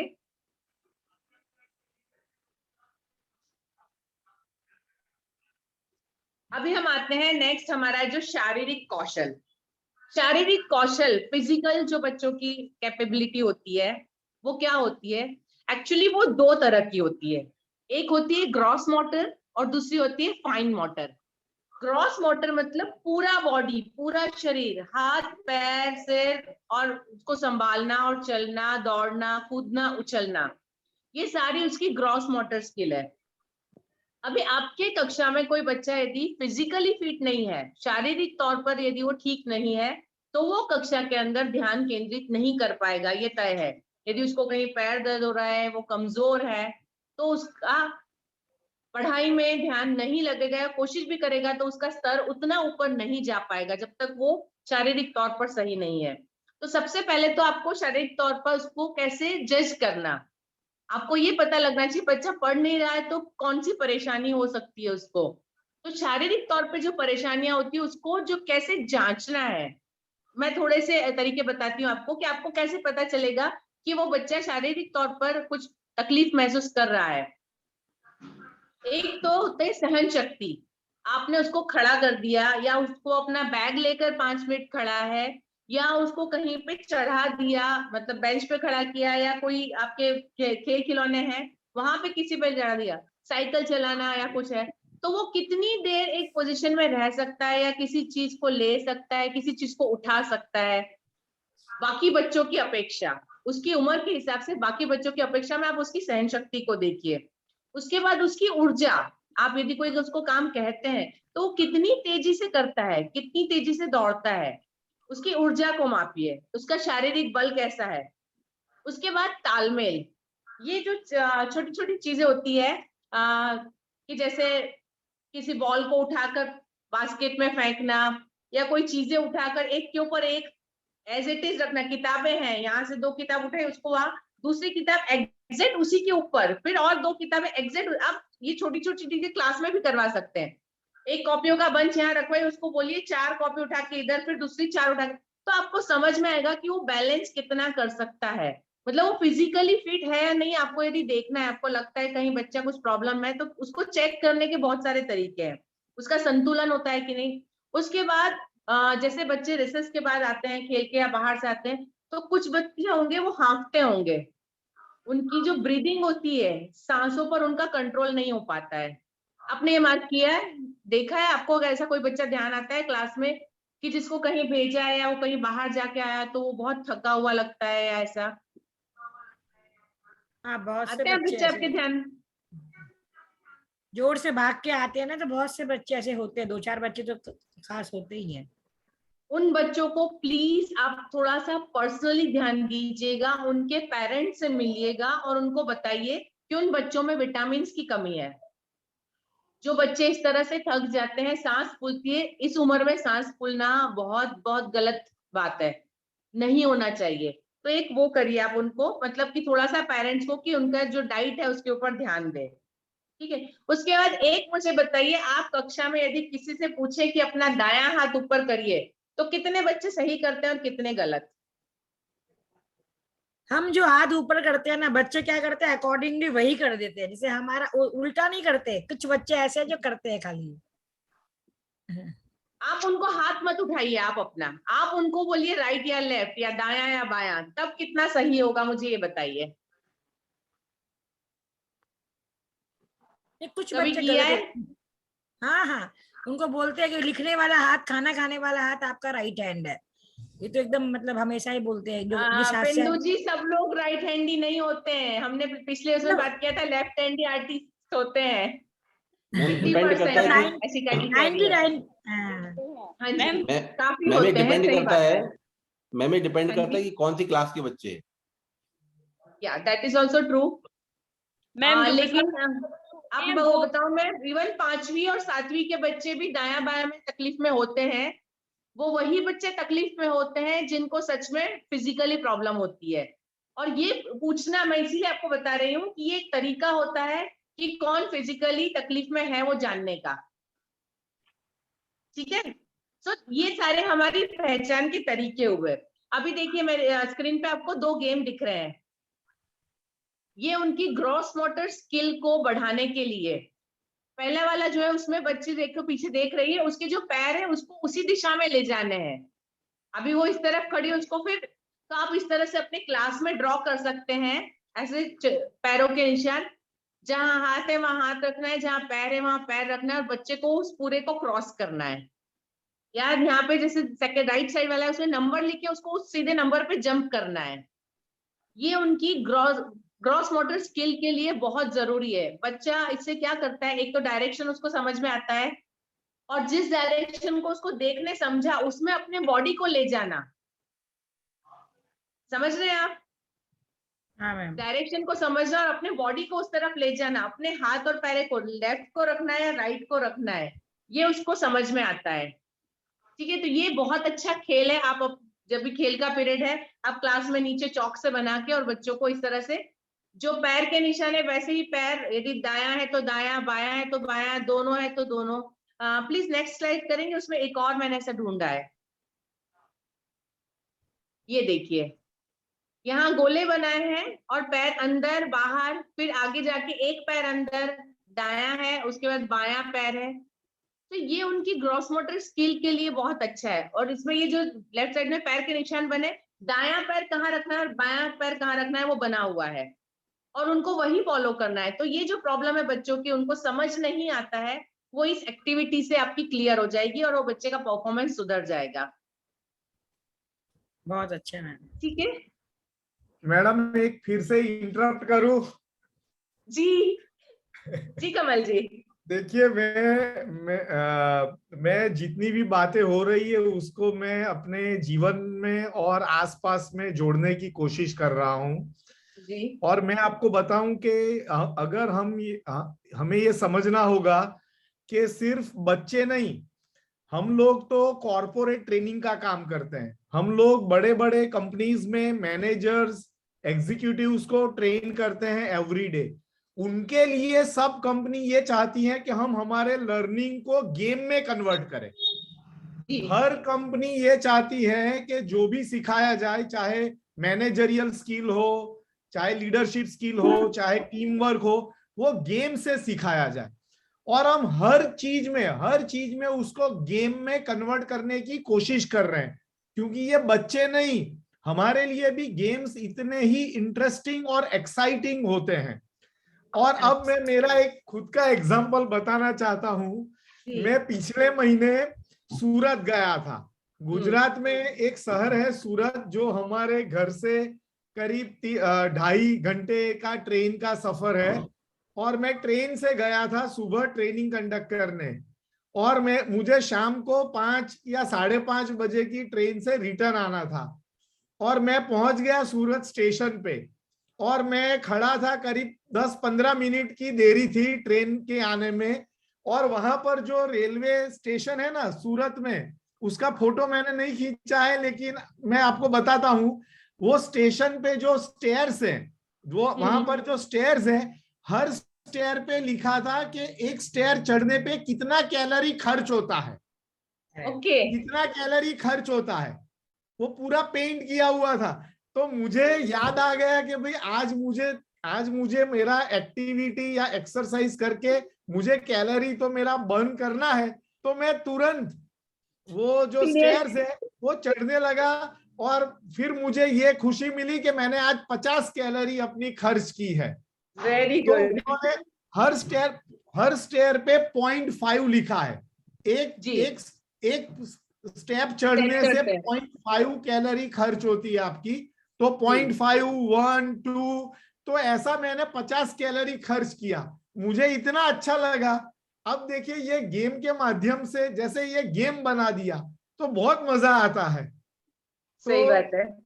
मैं तो यही कहता हूं कि हम जो भी हम सिखाना चाहते हैं उसको हम कहीं ना कहीं गेम में उसको कन्वर्ट करें, बस ये है। बिल्कुल सही है। Yes, thank you. I hope आप लोग भी अपनी क्लास में, स्कूल में इन गेमों का इस्तेमाल जरूर करेंगे। इसके बाद में ये पूरी स्लाइड बना के ऐसा होगा तो ये पूरा आपको शेयर करूंगी पीपीटी ग्रुप में, ताकि आप इसको फिर से देख सके और उसमें से आप यूज कर सके। ठीक है मैम, अभी कोविड के टाइम में तो ये हमने बहुत ज्यादा की। कोविड के टाइम में तो ये बहुत गेम हमने किए। छोटे छोटे बच्चे जो आजू बाजू में रहते हैं, मतलब टाइम पास करने के लिए बहुत किया है कोविड के टाइम में। तो इस तरह के बहुत से गेम्स बनाए छोटे छोटे बच्चों के लिए। नहीं, सच में बताऊं, ये कोविड से बहुत सारे लोगों ने इतने सारी चीजें जो बहुत सालों से हम भूल चुके थे, नहीं करते थे, उन सबको वापस याद करके किया है। मतलब हम लोगों के पास जो समय की कमी है, वो समय हमको कोविड ने दिया था और उसका बहुत अच्छा उपयोग हुआ है। सही बात है। Neeraj ji please next slide करेंगे।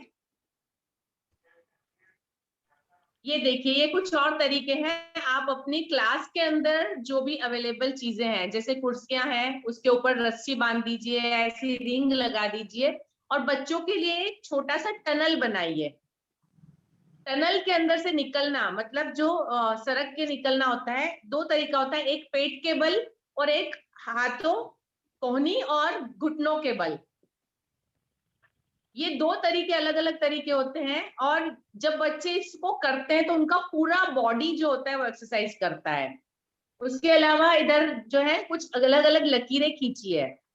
इससे बच्चों का आई एंड लेग कोऑर्डिनेशन बनता है। आंखें और उनके पैर, उनकी आंखें जो देख रही है जिस रास्ते को, उसी पर उनको पैरों से चलना। ये बैलेंस बहुत बहुत जरूरी होता है।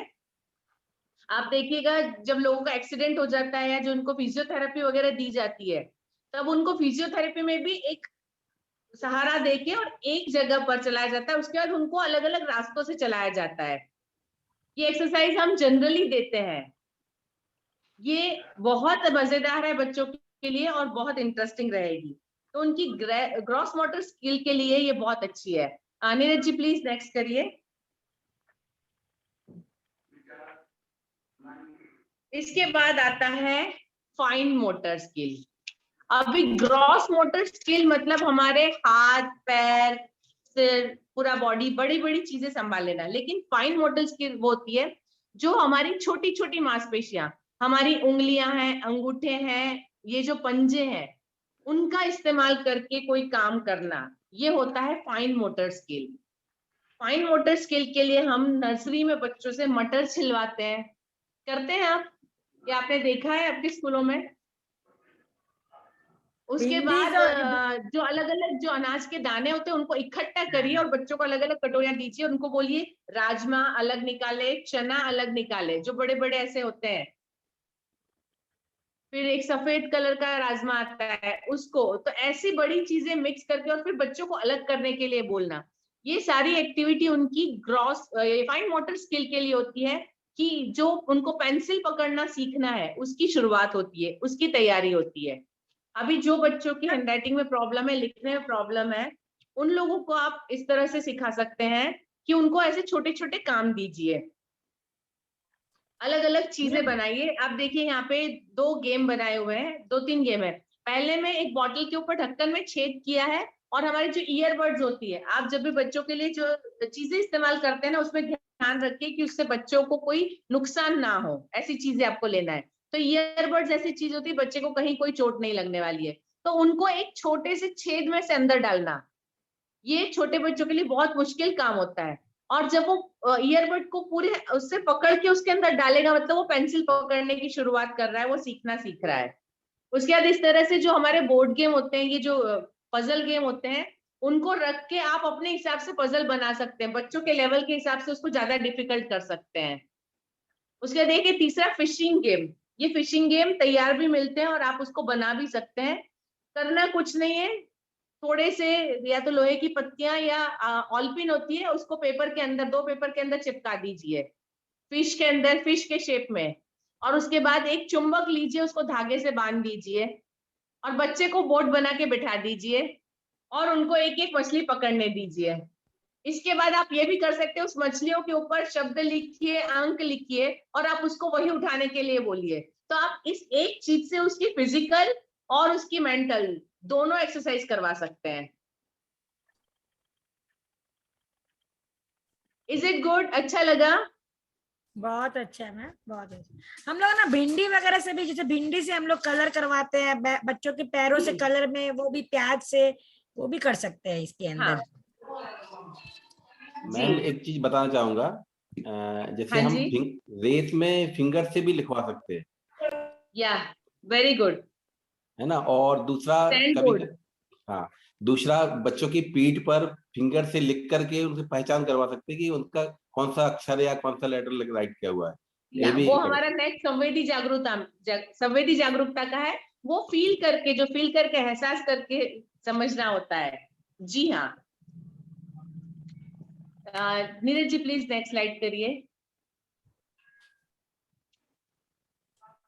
इसके बाद ये एक है बच्चों को एग्जैक्टली लाइन में सिखाने के लिए, इस तरह से आप स्टेंसिल बना लीजिए, बीच में से कट कर दीजिए, देन वो उसी को ट्रेस करेंगे अलग अलग पेज पर। और दूसरा है एक कॉइन रिकॉग्निशन, ये 2 तरीकों से होता है। एक तो आपका गणित भी सिखा सकते हैं आप, और इसमें आई हैंड कोऑर्डिनेशन, एक जहां लिखा है वहीं पे 1 रुपए का सिक्का लेके रखना, 5 रुपए जहां लिखा है वहीं पे 5 रुपए का सिक्का रखना। बच्चा सिक्का भी पहचानेगा, नंबर भी पहचानेगा और उसकी उंगलियों की भी एक्सरसाइज होगी। ये एक तो इंटरेस्टिंग होता है और बच्चे सीखते हैं, ये भी एक आप कर सकते हैं। नीरज जी प्लीज नेक्स्ट करिए।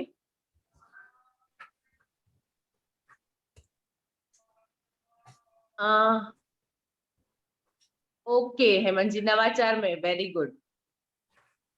अभी देखिए इसमें और होता है, आप ऐसे वे पाथ बना दीजिए, मतलब रास्ते बना दीजिए, उसमें 2 कलर के 2 है। अभी बच्चे को दोनों हाथों का इस्तेमाल करना है।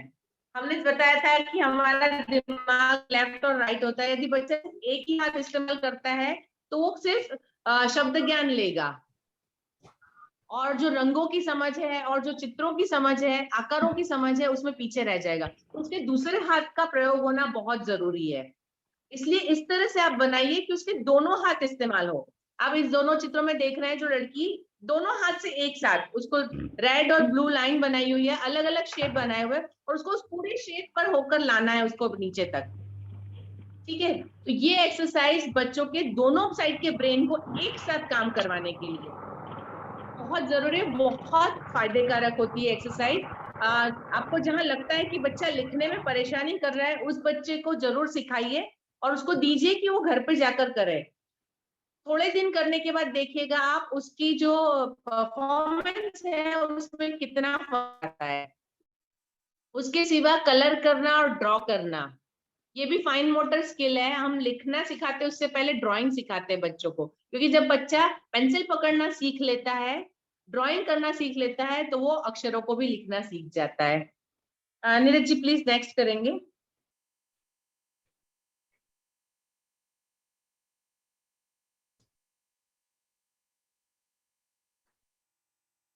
मैं आप सबके चेहरे ही देख रही हूँ, मैं कुछ नहीं बोल रही हूँ, मुझे पता है।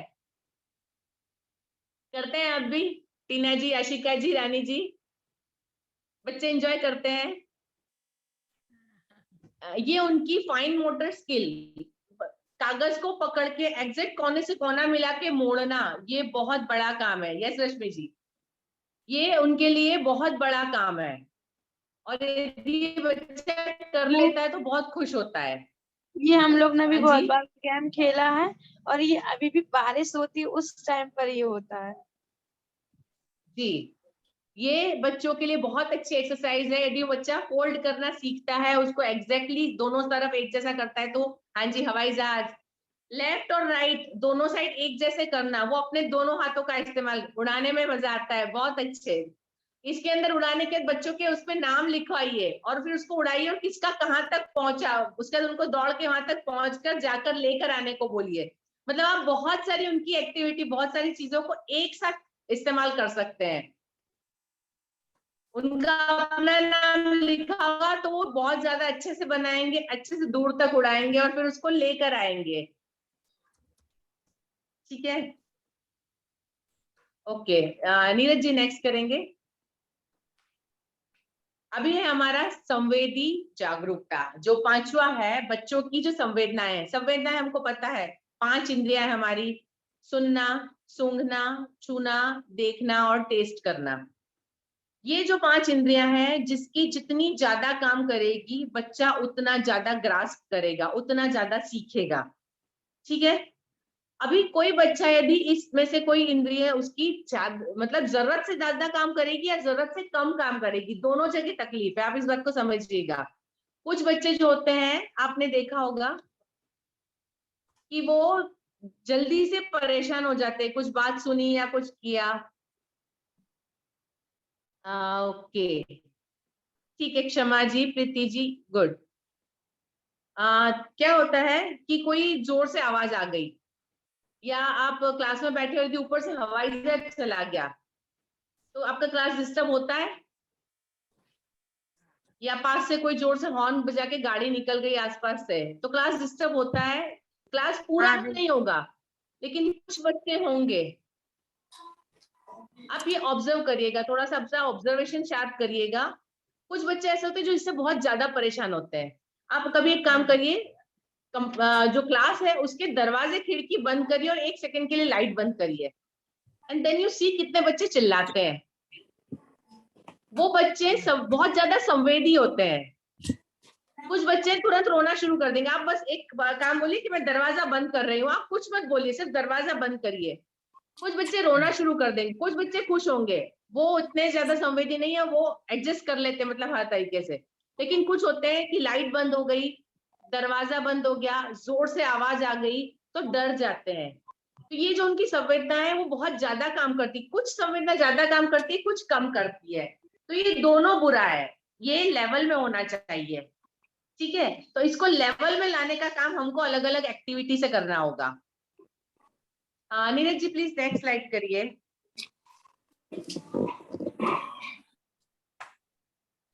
सुनना और आंखें बंद करके टेस्ट करना। सुनाते तो हम लोग स्कूल में बहुत सारी चीजें हैं।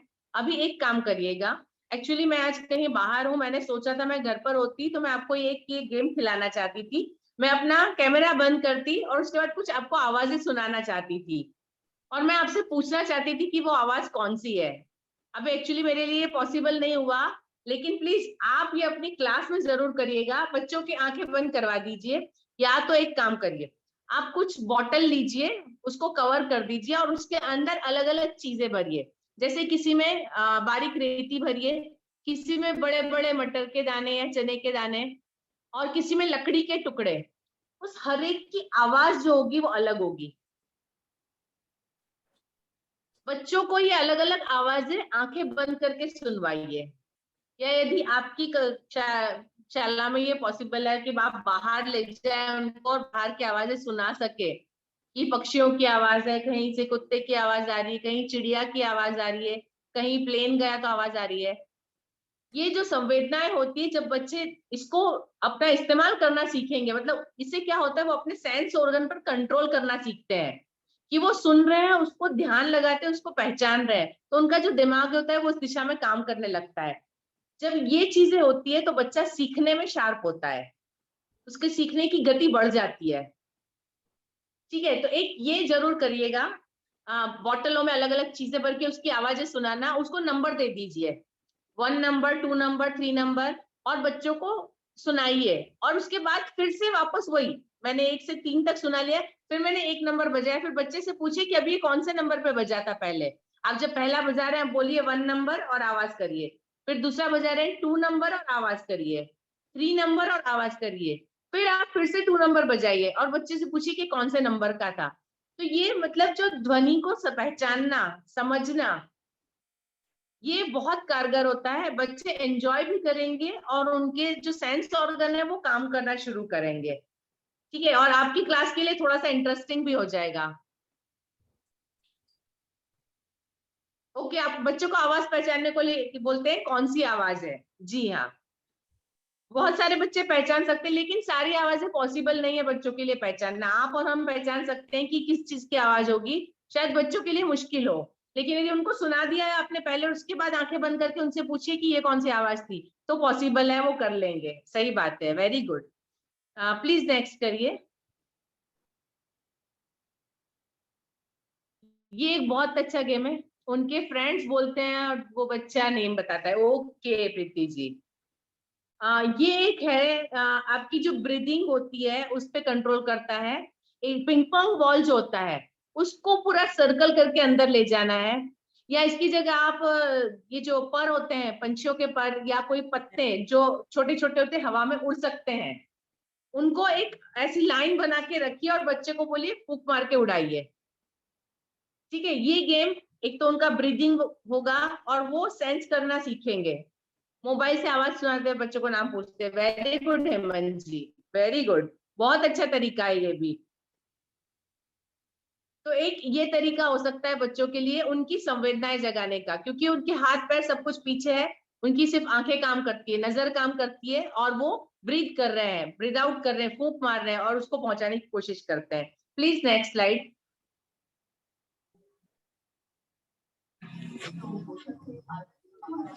ये जो मैंने आपको अभी बताया, बोतलों में अलग अलग चीजें भर के उसके साउंड सुनाना, ये उसका एग्जाम्पल है। आप एक जैसी बोतलें ले लीजिए और उसके फिर साउंड, और इसमें फर्क कैसे कर सकते हैं आप, उसमें जो छेद किए हैं उसकी आवाजें बदल के आएंगी, कम होंगे या ज्यादा होंगे तो भी आवाजें बदलेगी। तो ये बहुत सारे तरीके हैं आपके पास उनकी संवेदना को जगाने के लिए। प्लीज नेक्स्ट स्लाइड करिए। सॉरी, अच्छा इसमें साइड नहीं है, ठीक है, मैं आपको बताती हूँ। इसके बाद होता है बारिश की आवाज का बाजा बजाना। आप में से कितने लोगों ने ऐसा कुछ देखा है या सुना है?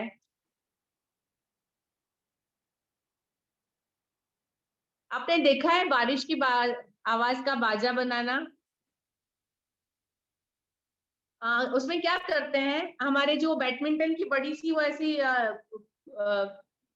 कार्डबोर्ड का जो ऐसा पाइप जैसा आता है, पता है, बैडमिंटन की जो वो खुद्दी होती है ना, वो जिसमें आती है वो होता है, उसके अंदर टूथपिक लगा दी जाती है, बहुत सारी टूथपिक अंदर लगा के उनको बाहर से काट दिया जाता है, और उसके बाद उसके अंदर पतली रेती, छोटे कंकड़ या चावल, उनको भर के दोनों साइड से पैक कर दिया जाता है। और उसके बाद जब उसको घुमाया जाता है एक से दूसरी जगह, तो वो उन सारी टूथपिक से टकरा के जब वो नीचे जाते हैं, तो ये जो बाजार मतलब वो बारिश की आवाज निकलती है, जैसे पानी की बूंदें जमीन पर गिरती है और टिप टिप आवाज होती है, वो आवाज एग्जैक्टली उससे निकलती है। तो ये जो तरीका है, विश्वास मानिए बच्चे इतना एंजॉय करते हैं, इतना एंजॉय करते हैं उसको। बारिश की आवाज हम सबको अच्छी लगती है, हम सब सुनते हैं। उसके बाद एक और तरीका है, क्लास में कांच के 2 ग्लास ले जाइए, पानी की आवाज, पूरी क्लास को शांत कर दीजिए। इससे एक चीज तो ये होगी, बच्चे थोड़ी देर शांत बैठना भी सीखेंगे। उनको बोलिए चुप करिए, और फिर पानी एक बोतल से दूसरी बोतल में, एक ग्लास से दूसरे ग्लास में, और धीरे धीरे, बिल्कुल धीरे, उसके एक एक बबल बने इस तरह से, तो उसकी आवाज को सुनिएगा और बच्चों को सुनाइएगा। ये एक्चुअली है ना बहुत सूदिंग और कामिंग, मतलब बहुत शांत करती है। जो बच्चे हाइपर एक्टिव होते हैं ना, बहुत सारे बच्चे ऐसे होते हैं, दे डोंट लिसन, वो सुनते नहीं है, बैठते नहीं है, उनको पसंद नहीं आता है, तो ये उनके लिए बहुत शांति वाली, ये थेरेपी की तरह काम करता है उनके लिए। क्षमा जी, आप मुस्कुरा रही, कोई बात है इसके पीछे, कुछ रिलेट कर पा रहे हैं आप? यस मैम, मेरे स्कूल में ऐसे बच्चे हैं। कैसे? कि मतलब कुछ भी पढ़ा हो तो वो लोग पढ़ते नहीं, सिर्फ ऊधम में करते, कुछ मतलब अलग एक्टिविटी करते वो लोग। मैं आपको एक तरीका बताऊं, जब वो अलग एक्टिविटी करते हैं ना, एक्चुअली क्या होता है बच्चों की, आप ये थोड़ी देर में थक जाते हैं, है ना। आप एक काम करिए, यदि वो कर रहे हैं 5 मिनट क्लास में जाके उनको आगे खड़ा करके उनको थोड़ा इतना मतलब एक्सरसाइज कर रहे हैं, खड़ा करिए, उछलिए, कूदिए, कि वो थक जाए। 5 मिनट उसकी जितनी मतलब एनर्जी है ना, हाइपर एक्टिव होता है ना, उसकी एनर्जी एक बार बाहर निकल जाने दीजिए। इसको बोलते हैं एनर्जी को चैनलाइज करना। उसने एक बार कर लिया और सब लोग उसको देख रहे हैं ना, तो एक वो चीज से कॉन्शियस हो जाएगा। बच्चा उधम क्यों करता है? वो सबका ध्यान खींचने के लिए करता है। जब उसका सबका ध्यान उसके ऊपर आ जाएगा और वो कॉन्शियस हो जाएगा, उसको जब हो जाएगा कि हाँ ये, तब वो थोड़ा शांत हो जाएगा। एक बार ट्राई करके देखिएगा, तब वो थोड़ा शांत हो जाए, और उसके बाद उसको आगे बिठाइए और उसके बाद पढ़ाइए, तो पूरा पीरियड आपको पढ़ाने देगा वो। एक बार ट्राई करके देखिए, मुझे फिर बताइएगा कैसा रहा। मेरे साथ तो ऐसा होता है कि बच्चे स्टार्टिंग में बहुत अच्छे से पढ़ाई करते हैं, और उसके बाद तो बोलो कि और अच्छे से पढ़ाई करो तो वो बोलते हैं कि हमारा सिर दुख रहा है, अब हमें नहीं पढ़ना, वो थक जाते हैं। पर जैसे ही उनसे कहो ना गेम खेलना है, तो उनमें डबल एनर्जी आ जाती है, और उसके बाद उन्हें गेम खिलाने के बाद पढ़ाओ तो वो और अच्छे से पढ़ने लगते हैं। जी बिल्कुल, अभी जैसे कमल जी कह रहे थे वैसे ही आप, मतलब उसमें क्या होता है, बच्चों को मोनोटोनस लगता है, कंटिन्यूअस जब एक चीज लंबे समय तक चलती है तो वो बोर हो जाते हैं, तो इसलिए बीच में उनको कुछ गेम की जरूरत होती है। आप उसमें एक काम करा करिए, आप जो पढ़ा रहे हैं अपने विषय को, उसी में थोड़ा सा कुछ गेम जैसा इंक्लूड करिए, या वो छोटे छोटे से क्वेश्चंस पूछना रखिए, जितना आपने बता दिया उसके छोटे छोटे से क्वेश्चन पूछना रखिए, और यदि किसी ने अच्छे से आंसर दे दिया तो क्लास में कुछ क्लैपिंग का तरीका अलग करवाइए। कैसे करेंगे? जैसे 1 1 2 1 1 2 1 1 2 1 1 2, तो ये चीज क्या होती है, बच्चों को वो जो बोरियत है ना उससे बाहर निकालेगी, और उनको पता चलेगा कि हमारा पर्सनल स्टाइल है। उनको बोलिए कि ये आपकी अपनी स्टाइल है, ये अपना ब्रांड है, और कोई नहीं करता, बाकी सारे एक साथ बजाते हैं, आपको इस तरह से बजाना है। तो ये जो उनका मोनोटोनस और बोरियत होने का जो है ना, वो कम हो जाएगा।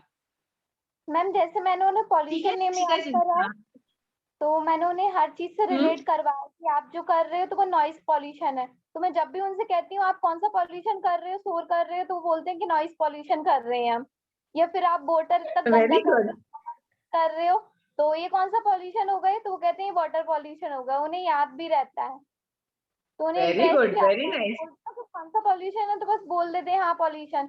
या फिर आप कौन सी कार से जोर से जाते हो तो बोल देते मेट्रो ट्रेन से जाते हैं हम फास्ट, तो उन्हें याद होता है रिलेट करके। और किसी के भी सामने बहुत अच्छा कि हाँ याद हो गया हमें।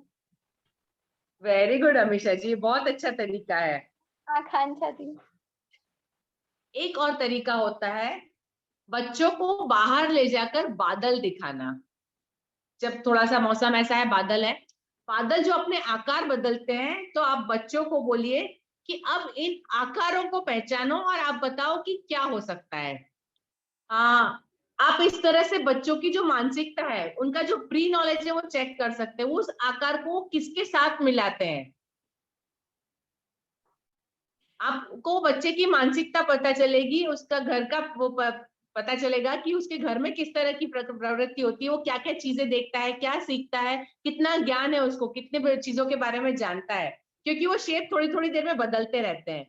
तो ये जो बदलने वाले शेप हैं वो उसके दिमाग पर कैसा असर डालते हैं और किससे एसोसिएट करता है, ये चीज जब आप उसको बता पाएंगे, मतलब आप उसकी देख पाएंगे, तो आप उसको हेल्प भी कर पाएंगे कि आपको उसको कैसे पढ़ाना है, उसका तरीका आपको मिलेगा। मैडम, हाँ जी, वो आपने क्लैपिंग की बात बोली ना, तो ये उत्तम शिक्षक का, ये ग्रुप का भी एक क्लैप होना चाहिए। तो क्लैप का एक रिदम करवाइए, सब करेंगे वीडियो ऑन करके। चलिए ऐसा करते हैं। थैंक यू कमल जी, बहुत अच्छा तरीका दिया आपने। अभी चलिए कैसे करेंगे, 1 2 1 2 3, शुड इट बी 1 कितनी 2 बार करने 1 का? 2 3? कितनी बार करेंगे ऐसा? 3 टाइम और 5 टाइम। ठीक है, आप काउंट कीजिए, हम करेंगे। ओके 1, सबके माइक चालू होने चाहिए। मैम एक बार आप करके दिखाइए पहले।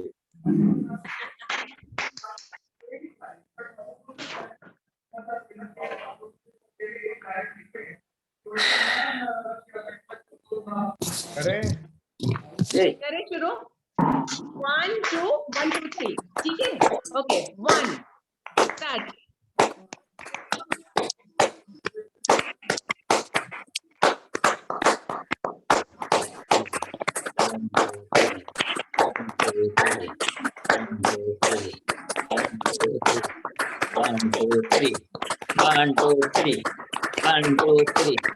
अनिल जी 1 2 1 2 3।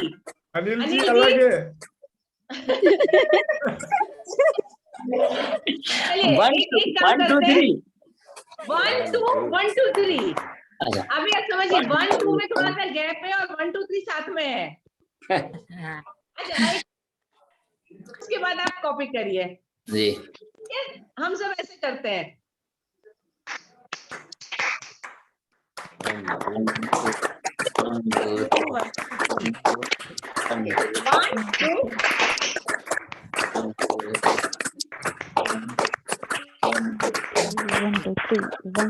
Very nice. ईशा जी आपकी की आवाज नहीं सुनाई दे रही है। प्रियंका जी चलिए फिर से,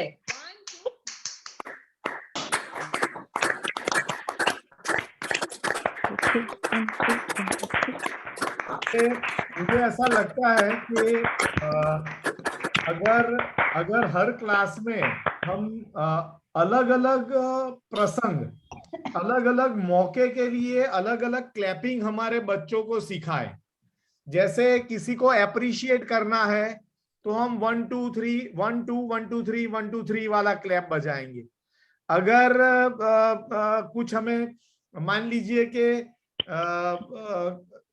किसी को कुछ और संदेश देना है, मतलब अलग अलग ओकेजन के लिए मॉर्निंग में जब क्लास शुरू होगी तो ये क्लैप से शुरू होगी, फिर जब क्लास खत्म होगी तो ये क्लैप बजेगा।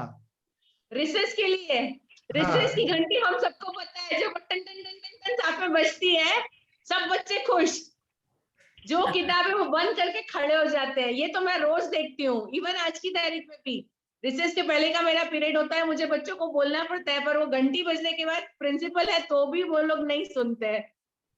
तो वैसा कुछ रिसेस के लिए क्लैपिंग अहमदाबाद कर सकते हैं आप लोग।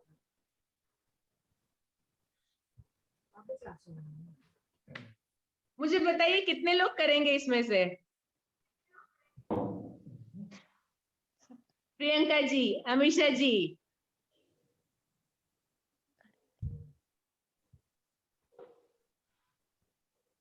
सभी लोग करेंगे क्लैपिंग कल से?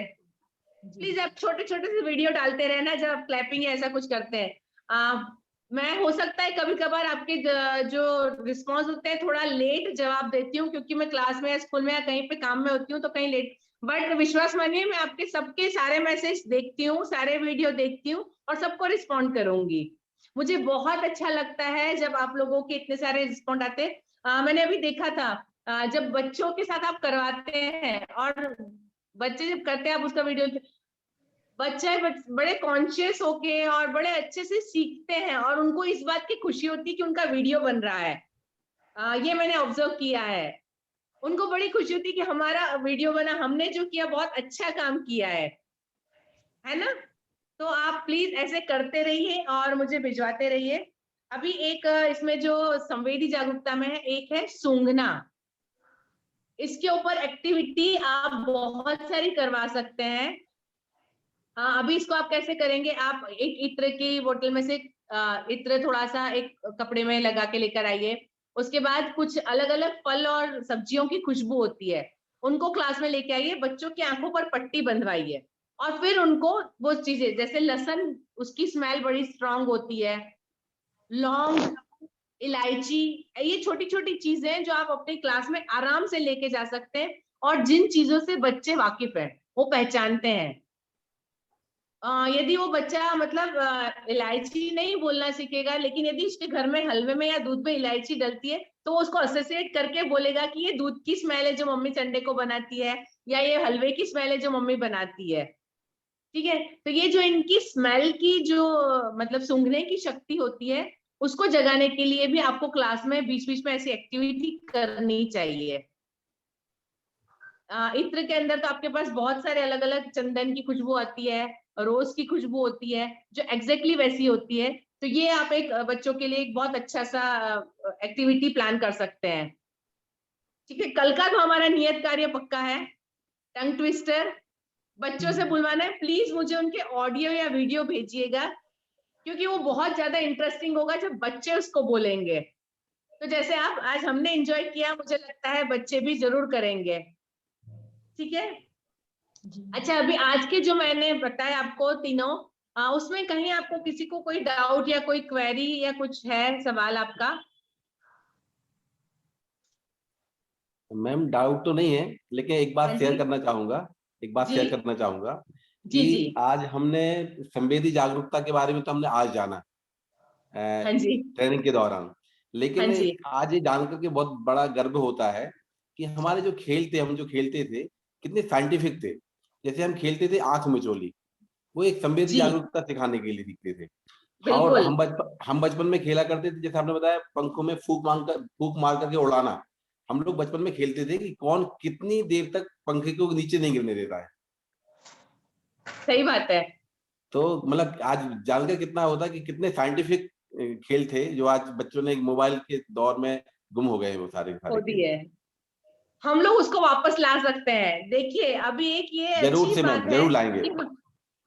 हम जो शिक्षक हैं हम इस चीज को समझ रहे हैं, क्योंकि हमने वो वक्त देखा है और हम ये वक्त देख रहे हैं। पकड़म पकड़ाई जी राजुल जी, हम वो जो कड़ी है उस पुराने समय की और इस समय के बीच की, और ये हमारी मैं नहीं कहूंगी कि मतलब फर्ज बनता है, ये सिर्फ हमारा हक नहीं है, फर्ज है हमारे, हमको ये जरूर करना ही चाहिए कि हम उस चीज को वापस लाएं और बच्चों को उसके साथ जोड़ के रखें। मैं आशा रखूंगी कि आप लोगों की तरफ से मुझे ऐसे नए नए खिलौने, जो हम पुराने जो हम खेल खेलते थे, हम पुराने खिलौने खेलते थे, वो शायद आप अपनी कक्षा में इस्तेमाल करें और मुझे बताएं। नेक्स्ट सेशन तो पूरा आपका है ना, आउटपुट सेशन है नेक्स्ट। मैं प्लीज आप जो बनाए अपने खिलौने यहाँ पे क्लास में दिखाइएगा, या कोई ऐसे गेम जो आपने खिलाए वो हम यहाँ पे भी यदि खेल सके। मैम जैसे ही इसकी ठीक है, यूट्यूब तो लिंक हमको मजा आएगा थोड़ा सबको। मैम जैसे ही इसकी यूट्यूब लिंक आएगी ना, मैं अपने सारे टीचर्स को ये आज की ट्रेनिंग सेशन दिलाने वाला हूँ कि आप इसको देखिए और अपने क्लासेस में अप्लाई करिए। Okay, very nice, very good, very good. ठीक है, तो फिर हम आज की मीटिंग के अंत की तरफ चले। आपका यदि कोई क्वेरी नहीं है तो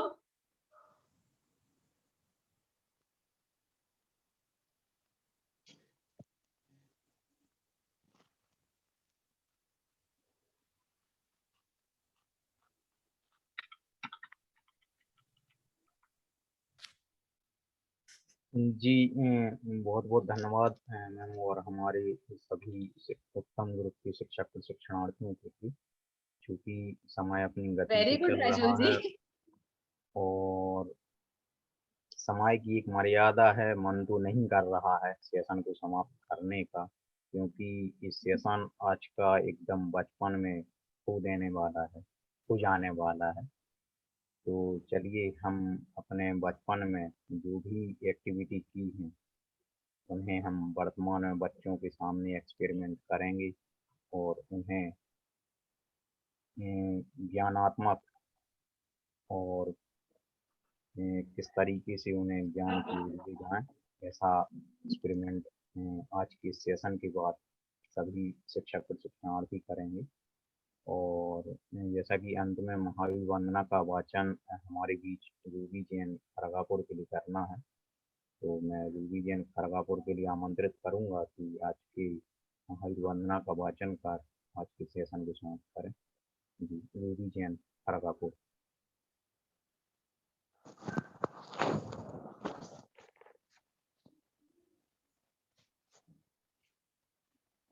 माया मान मत सर मदन मर्दन वीर है, जो विपुल विघ्नों बीच में भी ध्यान धारण धीर है, जो तरन तारण भव निवारण भव जलद के तीर है, बेबंदनीय जिनेश तीर्थंकर महावीर तीर्थंकर स्वयं। बोलिए वर्तमान शासन नायक भगवान महावीर स्वामी की जय। बहुत बहुत धन्यवाद रखिए। जय। बहुत बहुत धन्यवाद। जय जिनेंद्र। सभी शिक्षक प्रशिक्षणार्थियों से मंगलवार को आपकी प्रस्तुतिकरण सेशन के साथ रूबरू होंगे। आप ग्रुप में नियत कार्य के साथ बने रहिएगा। प्रशिक्षण के तदुपरांत एक फीडबैक फॉर्म आप सभी के लिए भेजा जाएगा, तो अपनी प्रतिक्रिया अपने सुझाव जरूर हम तक प्रेषित करें। एक बार पुनः आप सभी के धन्यवाद। जय जिनेंद्र। जय जिनेंद्र सभी को। जय जिनेंद्र। जय